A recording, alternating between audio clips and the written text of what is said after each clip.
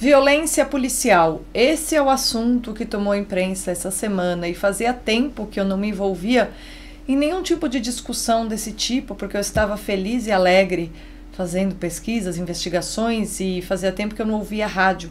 E toda vez que a gente liga o rádio ou liga a TV e começa a ouvir os nossos brilhantes jornalistas falarem, a gente se pergunta, não, peraí, o que é que está acontecendo? Temos jornalistas ainda, porque o grau de mesmice e o grau de mediocridade que a gente observa em todas as análises é sempre de impressionar, né? Eu já trabalhei com jornalismo, eu já falei inúmeras vezes, uma das razões pelas quais eu me afastei um pouco é porque eu estava emburrecendo no meio jornalístico. E o meio jornalístico, ele emburrece não porque não existam pessoas muito boas nele, existem pessoas muito boas, mas porque a formação se degradou muito nos últimos 20, 30 anos, né? E ainda há bons jornalistas entre os mais senhores, os mais antigos, e eles próprios, já tive a oportunidade de conversar com alguns, todos eles sempre me dizem, o jornalismo acabou, né? Aqueles que foram grandes jornalistas no passado. E não se trata muito da posição política que você tenha, se trata de você ter honestidade intelectual e o mínimo de capacidade analítica. Se você sabe que 2 mais 2 é igual a 4 e ouve um jornalista repetir mesmices sobre o assunto em voga, você fica com mal-estar, né? Então, qualquer pessoa que tenha noções muito básicas de como é que você faz uma análise, levanta objeções e analisa o quão problemático é o que você diz, percebem que os jornalistas pegam pesado. E nessa questão da violência policial, a coisa está muito forte. O Guilherme Derrite, que é o secretário de Segurança Pública de São Paulo, realmente no passado pertenceu à Rota. Então ele é alguém que conhece rotina policial, que entende do trabalho na prática, ele vem do trabalho de campo, né? Ele não é um burocrata, ele não é um professor universitário, ele é um homem que já esteve nas ruas arriscando sua vida para manter a integridade da população. Isso é um fato, tá? Eu não tenho, vocês sabem que eu não tenho, assim, grandes simpatias políticas por nenhum quadro hoje, da esquerda, pelo amor de Deus, mas nem da nova direita. Mas no caso aqui, eu acho que a gente tem que respeitar a trajetória e o passado das pessoas que ocupam uma certa posição, né? A gente tem que colocar entre parênteses as nossas posições, as nossas simpatias e antipatias e falar, não, peraí, eu tô falando de quem? Quem é o secretário de Segurança Pública de São Paulo, cujo impeachment foi solicitado na Alesp essa semana? Quem é ele? E por que é que o pessoal está exigindo dele esse tipo de coisa? O que é que está acontecendo? Da onde ele vem? Será que realmente ele é um amador? Será que realmente ele é um aventureiro? Será que é verdade que ele esteja, digamos assim, dando salvo-conduto para os PMs abusarem do poder? Será que tudo isso é verdade? Vamos analisar um pouco melhor, né? E eu senti falta disso em todas as análises jornalísticas que eu ouvi em várias rádios, Rádio Eldorado, na Cultura FM. Eu sou uma pessoa que eu ouço notícias muito mais quando eu estou dirigindo. E aí eu fiquei curiosa com esse assunto e eu fui ler algumas matérias, né, nos principais portais, e realmente a conversa fiada é sempre a mesma. Então, primeiro eu vou descrever o fato para vocês e depois eu vou falar para vocês sobre o problema real que eu vejo por trás desse problema que está sendo alardeado pela imprensa de maneira bastante medíocre. E por que isso é preocupante? Porque nós vivemos em zonas de guerra no Brasil. Várias cidades brasileiras são verdadeiras zonas de guerra. E todo o esforço das forças policiais é em permitir que a população não se lembre o tempo todo que ela está no meio de uma zona de guerra. Os índices de violência, de assassinato, de criminalidade no Rio de Janeiro são nível países que estão em guerra, tá? Então a gente não pode nunca esquecer disso, estando num país como o Brasil. Os índices de morte, de assassinato aqui não são normais. O que essa banalidade com que as vidas são tiradas no Brasil é algo que é próprio de um país em profunda crise moral, tá? E isso não pode ser deixado de lado. Essa crise moral abala evidentemente a sociedade inteira, repito, e evidentemente, a certa altura, quem é PM deve ficar louco, tá? Eu não sei como é que um homem que é PM, uma mulher que é PM, não enlouquece. São pessoas muito fortes, com treinamento muito bom, porque eu acho muito difícil uma pessoa não enlouquecer lidando com o que é a violência no Brasil, né? As coisas que eles testemunham todos os dias.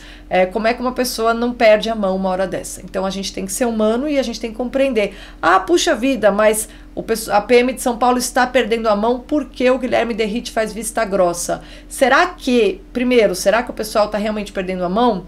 Segundo, será que o Guilherme Derrite faz, como todo mundo está dizendo, vista grossa? Ou será que ele sabe exatamente o que é estar na pele daqueles homens e daquelas mulheres porque ele ali já esteve? O que será que é? Será que não é porque ele já esteve na zona de guerra que ele entende tudo o que acontece ali? E por ele ter uma compreensão de quem vem de dentro, ele teria muito mais a dizer do que os jornalistas estão querendo ouvir. Eu achei ótimo que ele foi chamado para prestar esclarecimentos, porque ele vai poder dizer tudo que ele viu. Quando ele serviu a população do estado de São Paulo, eu acho que ele vai poder dizer.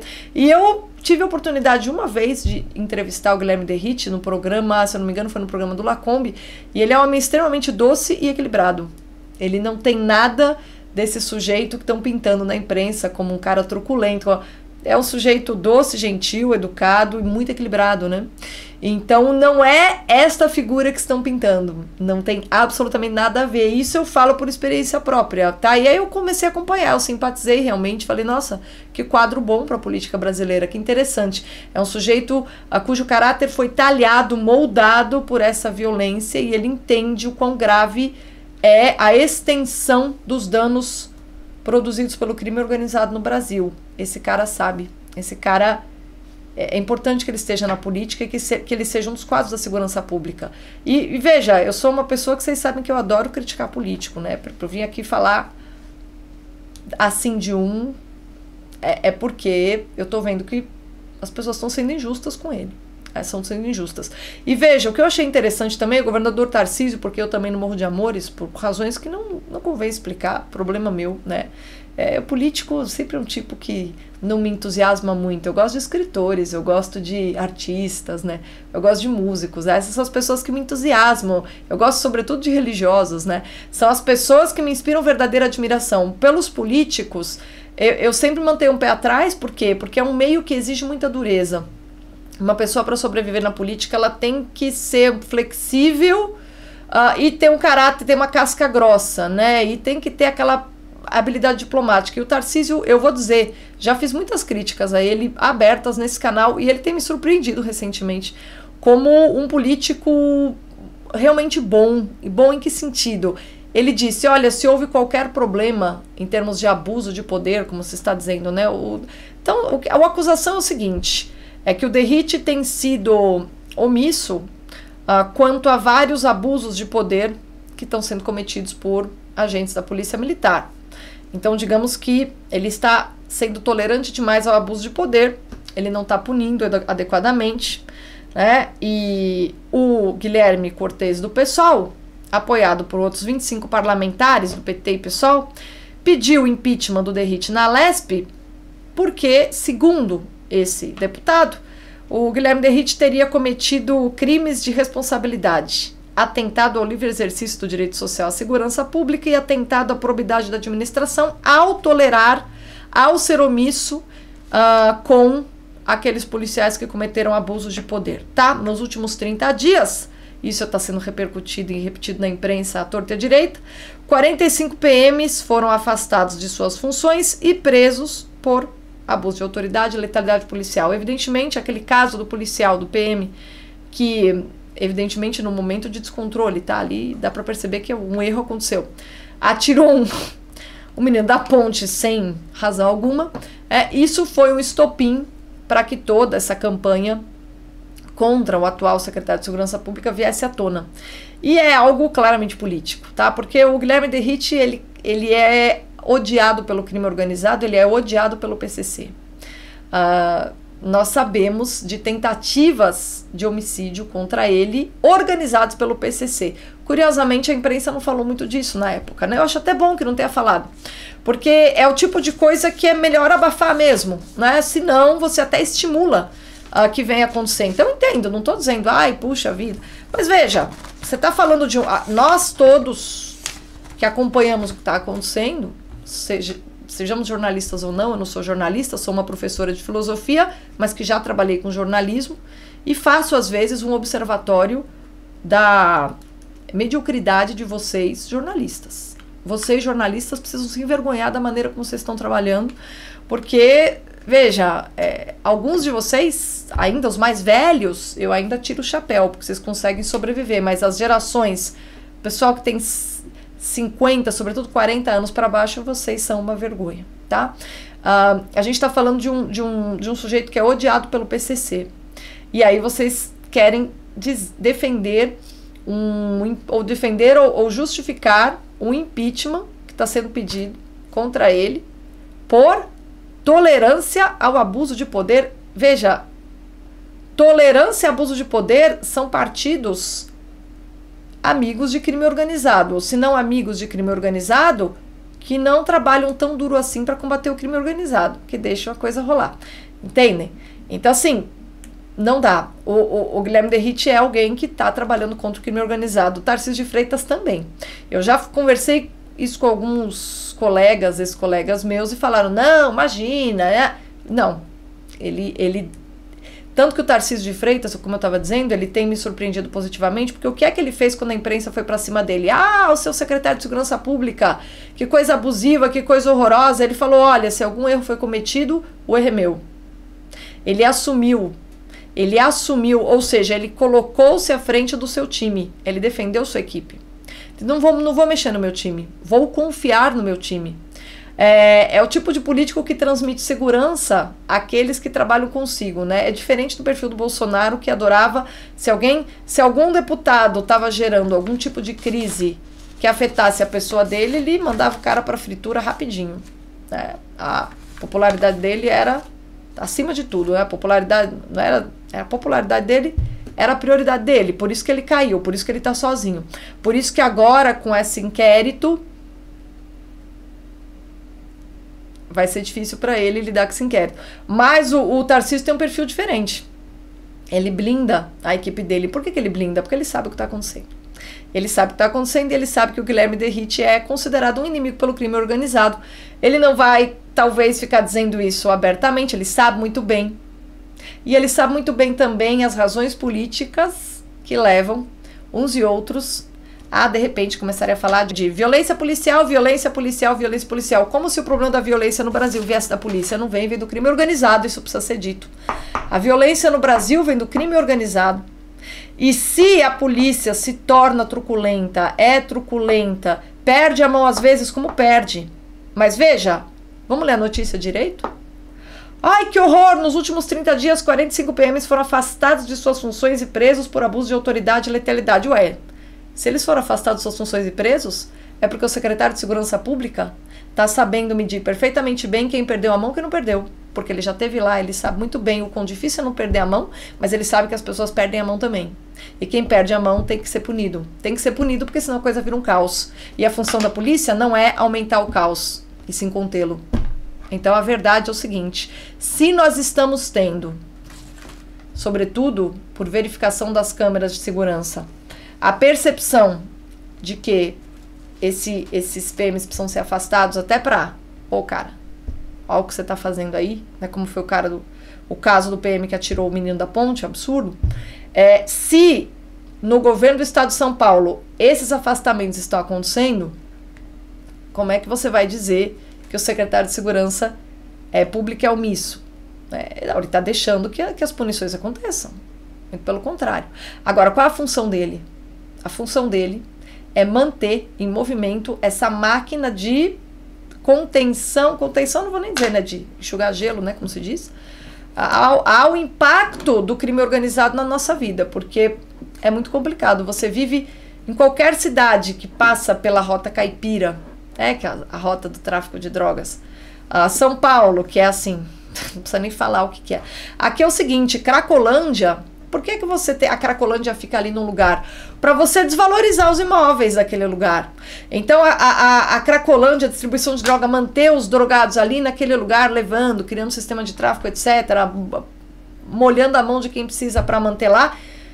O crime organizado, ele trabalha de forma a prejudicar todas as pessoas da sociedade, desde aqueles que são diretamente envolvidos em violência, até aqueles que perdem seu patrimônio, porque crime organizado usa, sim, esses ajuntamentos de de dependentes químicos, que são as cracolândias, para promover perda de valor dos imóveis. Então, o crime organizado, ele é extremamente prejudicial à sociedade, é um agente do caos, só que é um agente do caos paralelo, né? É um agente do caos no sentido de que ele é um poder subterrâneo, é um poder, ele é organizado, ele tem regras próprias. O PCC tem um tribunal próprio, a gente sabe das histórias, basta morar em São Paulo e ter contato com as pessoas que moram em bairros que têm algum tipo de controle por parte do PCC, nas periferias, né? Eles estão por toda parte. Então, assim, eles são um poder paralelo, sim, e é muito complicado para a PM de São Paulo, que é super preparada, que é a melhor do país, que tem pessoas inteligentíssimas. Na PM de São Paulo, do estado de São Paulo, você tem pessoas que estudam muito, e estudam ciência política, estudam filosofia, estudam tudo. Tá? Eu sei disso porque algumas vezes um PM me enviou, volta e meia ele me envia os editais para que você se inscreva para se tornar professor, né, dos PMs. E é um policial que gosta dos meus vídeos de filosofia política. Ele fala que aprende muito, compra livros, é um cara super culto. E ele sempre fala, Bruna, um dia que você puder, tenta ali dar aula. Mas eu já sou professora universitária, eu sou ligada à igreja, né, não ao Estado. E foi uma opção minha. Eu quero estar com a igreja, mas eu tenho algumas reservas quanto a servir o Estado. Eu acredito na igreja, não no Estado, né? Não no Estado como ele está. Então, por essas razões pessoais, eu tenho uma outra trajetória. Mas eu percebo pelo currículo, eu percebo pelos editais, que eu acompanho tudo isso, a formação é muito boa. E são pessoas que estão sempre procurando conhecimento, procurando entender melhor o que está acontecendo. E são pessoas com equilíbrio emocional diferenciado, porque a coisa mais fácil de acontecer se você é um PM é você perder a cabeça. Então, a gente tem que entender o seguinte, no contexto de ultraviolência que nós vivemos no Brasil, porque é muita violência, o crime organizado tem muito poder, tem armas pesadíssimas, a gente tem que ter um pouco de caridade. O que é ser um PM nessas condições? E como é que você não vai enlouquecer? E como é que alguns abusos não vão acontecer? Vão acontecer. O que a gente vai fazer diante desses abusos? A gente vai pedir o impeachment de um secretário de segurança pública que sabe exatamente o que está acontecendo porque vem de lá? Porque vem de dentro? Será que isso que é justo? Será que isso que é correto? Eu acho que não. Não é correto, porque ele é a pessoa mais correta para estar lá, essa é a verdade. Seja você de esquerda, seja você conservador, é um fato. Ah, não, mas ele está lá porque foi pedido da família Bolsonaro. Não, não é verdade. O Tarcísio é um positivista tecnocrata. Se o governador Tarcísio deixa o Guilherme Derrite lá, é realmente por causa dos números, como ele falou. Tudo para ele são números, é cabeça de engenheiro. Tá funcionando ou não tá funcionando? O Tarcísio só tem uma causa que ele considera, é a causa eficiente. Essa é a única preocupação dela. Tá eficiente ou não tá? Tá. Aí o que ele se deu conta com essa polêmica toda? Que as câmeras têm um papel importante até para proteger os policiais. Por que proteger os policiais? Porque é evidente que num contingente tão grande como a Polícia Militar do Estado de São Paulo, sendo a violência tão pesada quanto as pessoas vão perder a mão, vão perder a cabeça, porque é enlouquecedor. Não joga a primeira pedra sem saber como tá lá. Mas eles têm que se controlar para proteger a sociedade. Claro que tem. E é evidente que eles o fazem. Porque se eles não o fizessem, a gente estaria no caos.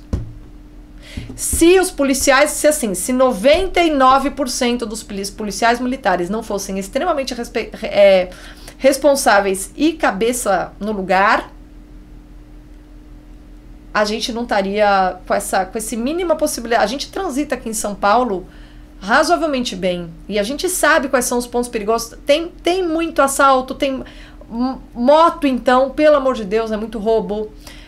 Então, é muita violência, é muito problema, mas a PM, por ser inteligente, por ser estruturada, por ser intelectualmente competente, emocionalmente preparada, faz um trabalho que, é de tirar o chapéu. Mas esses casos, pelo amor de Deus, né? Estranho seria se não tivesse. Nós, humanos, em todas as áreas, temos pessoas que perdem a mão. Essas pessoas que perdem a mão vão lá, devem ser afastadas e, sobretudo, ir para terapia. Tá? Alguns para prisão, outros para terapia, porque É bem estranho, tá? Então eu acho que a gente tem que ser um pouco mais responsável, vocês jornalistas, ainda que vocês sejam de esquerda, queiram dar aí algum tipo de relevância para o Guilherme Cortes do PSOL e os 20 parlamentares que estão pedindo impeachment do Derrite, porque o Derrite é realmente um nome respeitado entre as pessoas de direita para ser, inclusive, um possível sucessor, né, do governador Tarcísio, porque ele é alguém muito equilibrado, né, e é alguém que realmente se mostrou sempre um quadro bom e responsável, né. Então ele é um nome importante para a nova direita, essa é a verdade, né? Por ele ser um nome importante para a nova direita, é natural que a esquerda queira minar sua reputação. Isso é o que está acontecendo. Se você é um jornalista, você não pode deixar de dizer essa informação, e eu precisei vir aqui fazer isso hoje, embora eu tenha me afastado dessas funções por estar preocupada com outros projetos, tá? Eu precisei falar isso aqui. Tenho certeza que algumas outras pessoas falaram, mas eu também não confio mais nos blogueiros da nova direita, porque eles falam as coisas por falar. Então eu estou vindo aqui como pessoa realmente imparcial, porque, de fato, é o que eu me tornei, né? Estou afastada de todos os grupos políticos, estou mesmo, continuarei afastada de todos os grupos políticos. Isso me dá uma liberdade muito grande e também me dá um tempo livre maravilhoso para eu me dedicar ao que vale a pena, né? Mas vamos ser decente, né? Vamos ser decente com os policiais que arriscam a vida para que a nossa não seja tão banalizada, porque essa é a verdade. É natural que abusos aconteçam. É impossível que não aconteçam, considerando que a gente está em zonas de guerra. Tá? Se temos um secretário da Segurança Pública que deixa que as punições aconteçam, e temos um governador que fala, tudo bem, vamos prestar mais atenção nas câmeras, vamos melhorar, etc., e que defende a sua equipe porque sabe exatamente o que está por trás de muitas das implicâncias, isso deve ser falado também. Quando vocês noticiam e eu vi, o editorial da Eliane Catanhede para Eldorado foi o mais deprimente que eu ouvi. Falei, o que é isso? Falei, será que ela está falando sério? Onde é que ela mora? Será que ela entende o que é ser um PM? Será que ela já conversou com o PM? Será que ela tem contato direto com quem é PM? Será que ela sabe o que é ser da rota? Será que ela sabe o que é salvar pessoas em meio a julgamentos de PCC que são pesados? Será que ela tem alguma ideia do que é ser policial no Brasil? Porque a impressão que eu tive é que ela não tinha. E eu acho que quando a gente vai falar de um assunto, a gente tem que falar com delicadeza, mesmo que seja um assunto tão pesado quanto esse de que eu estou falando aqui hoje. Do fato de que, para você proteger a integridade de uma sociedade o melhor possível, você tem que fazer um esforço enorme para não enlouquecer. Essa é a vida dos nossos PMs e eu espero que os jornalistas conversem um pouco mais com eles. E eu tenho certeza que todos os esclarecimentos que o Guilherme Derrite será obrigado a dar, em razão dessa polêmica, eu tenho certeza que isso vai ser muito bom. Porque provavelmente o debate em torno dessa questão da violência policial vai para um outro patamar. Violência policial por quê? Bom, porque nosso país é um conjunto de zonas de guerra. Portanto, você não tem policiais protegendo as pessoas na rua apenas. Você tem soldados protegendo uma sociedade de uma guerra civil oculta entre o crime organizado e todo o resto do país. Então a coisa é mais pesada. Vamos admitir qual é a nossa realidade para a gente fazer uma análise decente. Eu queria, por último, antes de encerrar esse vídeo, solicitar a atenção de vocês para um caso particular de uma amiga pessoal minha que está passando por uma situação muito complicada. Para que ela faça uma cirurgia, ela corre risco de morte, tá? E é jovem, é moça, é um caso muito, até difícil de falar. Nos pegou de surpresa, mas enfim. Ela depende de um insumo caríssimo para conseguir fazer uma cirurgia que comporta risco, mas enfim. É a chance que ela tem. E eles estão tendo de fazer uma vaquinha, né? Vocês sabem que eu nunca pedi vaquinha, né? Eu fui condenada num processo por difamação recentemente, não pedi vaquinha, não fiz escândalo, não vim aqui falar. Eu acho que é uma questão de responsabilidade. Usei palavras que o juiz achou um pouquinho pesadas demais. O juiz julgou minhas palavras inadequadas, acatei a sentença e vou me responsabilizar pela minha condenação. Não peço vaquinha, eu acho isso indigno. Eu vejo meus colegas do Nova Direita pedindo e tal, eu acho meio infame, tá? Eu acho que você fez um negócio, se responsabilize e aprenda algo com aquilo. Aprenda algo com aquilo, seja humilde. Pesei a mão, pesei a mão. Fui condenada? Beleza, paga, acabou. É assim. Você tem que assumir seus erros. Agora, aqui é uma outra história, tá? Aqui é uma pessoa que tá com problema de saúde, cuja cirurgia depende de um insumo caro demais. Então, eu vou colocar na descrição desse vídeo só uma nota. O link dessa vaquinha que eles estão fazendo para ver se eles conseguem adiantar essa cirurgia, porque quanto mais vão passando os dias, o risco é maior, tá? Então, por favor, vocês que gostam do meu trabalho, não se preocupe, com a minha vida tá tudo certo, tá tudo bem. Eu sempre falo, eu tenho muito mais do que eu mereço, Deus me dá muito mais do que eu mereço, mas essa moça tá precisando de ajuda, tá? Dê uma olhada na descrição, cliquem no link da vaquinha, por favor. Qualquer contribuição, eu pessoalmente agradeço a cada um de vocês pela solidariedade. Obrigada pela companhia e até a próxima.